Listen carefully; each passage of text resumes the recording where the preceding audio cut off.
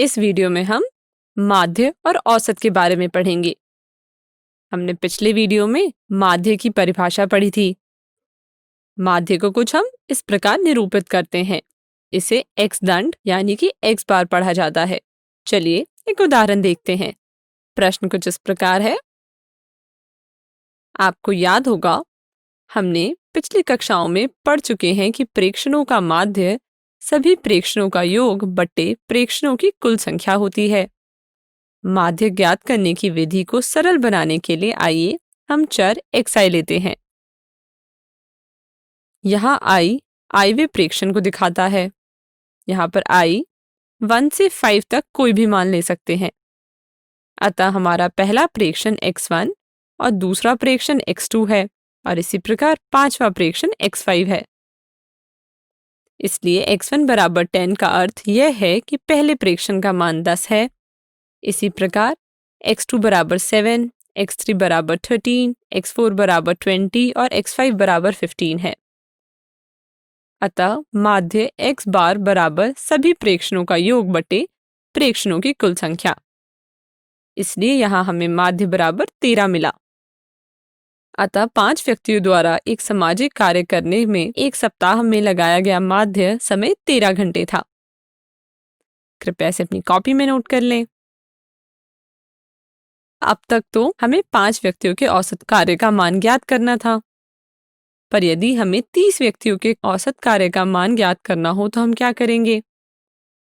तब हमें x1 plus x2 plus पूरे x30 तक लिखना होगा, जो कि एक कठिन कार्य है। क्या इसे आसान तरीके से नहीं लिखा जा सकता है?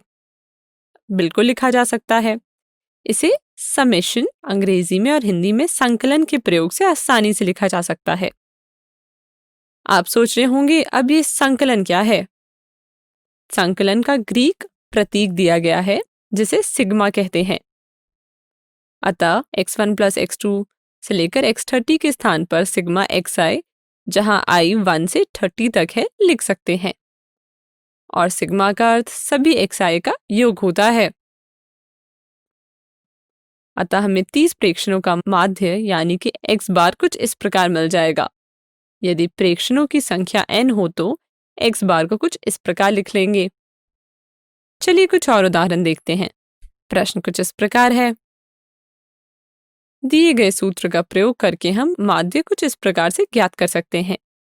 चूंकि यहाँ सभी xi यानी कि प्रेक्षणों का योग 1779 और प्रेक्षणों की संख्या 30 है, अतः यहाँ हमें माध्य का मान 59.3 मिला। पर इस प्रक्रिया में हमें काफी समय लगता है क्योंकि यहाँ हमें एक एक प्रेक्षणों को अलग अलग जोड़ना होता है। क्या हम इस प्रक्रिया को और सरल बना सकते हैं?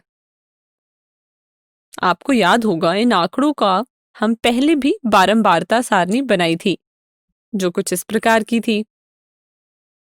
इस सारणी में एक विद्यार्थी ने 10 अंक प्राप्त किया है, एक ने 20, 3 ने 36, 4 ने 40 और इसी प्रकार हमने बाकी के अंकों का भी बारंबारता लिख लिया है।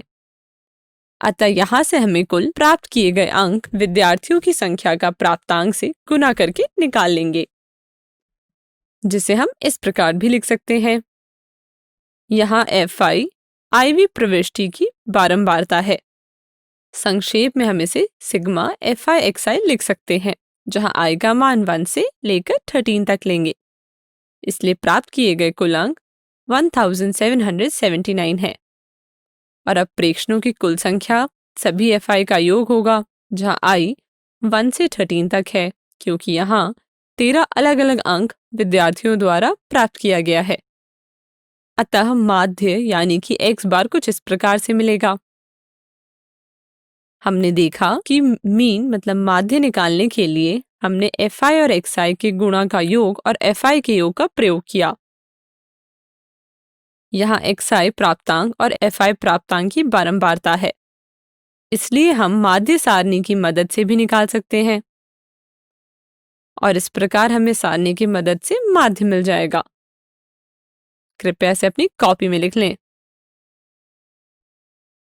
ध्यान दें, यहाँ हमने माध्य ज्ञात करने के लिए 3 तरीकों के बारे में पढ़ा। माध्य ज्ञात करने के लिए हम तीनों में से किसी भी तरीके का प्रयोग कर सकते हैं, लेकिन ये दिए गए आंकड़ों पर निर्भर करता है। चलिए अब एनसीईआरटी के अभ्यास 14.4 के प्रश्न संख्या 1 का हल देखते हैं। प्रश्न कुछ इस प्रकार है, थोड़ा समय लें और प्रश्न को हल करने का प्रयास करें। समय समाप्त। इसका हल देखते हैं। चूंकि यहाँ केवल 10 मैचों में दिए गए गोलों का माध्य निकला है, इसलिए हम यहाँ सबसे पहले वाले मेथड का प्रयोग करेंगे। यहाँ सभी प्रेक्षणों का योग 28 है और प्रेक्षणों की संख्या 10 है, अतः यहाँ माध्य 2.8 मिलेगा। और अब आप इसी प्रश्न को अन्य दो मेथड से करने का खुद से प्रयास करें। हमें उम्मीद है कि आपको माध्य समझ आ गया होगा। अब हम अगले वीडियो में माध्य के बारे में पढ़ेंगे। धन्यवाद।